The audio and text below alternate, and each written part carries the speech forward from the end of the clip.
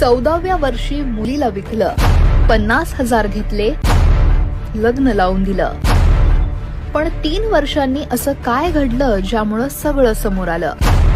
जाणून घेण्यासाठी हा व्हिडिओ शेवटपर्यंत पहा. अल्पवयीन मुलीला 50,000 रुपयांना खरेदी करून तिच्यासोबत जबरदस्ती लग्न लावण्यात आल्याचा धक्कादायक प्रकार हा पालघरच्या वाडा तालुक्यात समोर येतोय. ती 14 वर्षांची असताना म्हणजेच 3 वर्षांपूर्वी अहिल्यानगरमधील संगमनेर तालुक्यातील गाडे कुटुंबियांनी तिला 50,000 रुपयांना खरेदी केलं. त्यानंतर पीडित मुलगी गरोदर राहिली आणि तिनं मुलीला जन्म दिला. पण मुलगीच झाल्याचा राग मनात धरून सासरच्यांनी छळ सुरू केल्यानंतर हा धक्कादायक प्रकार समोर आला.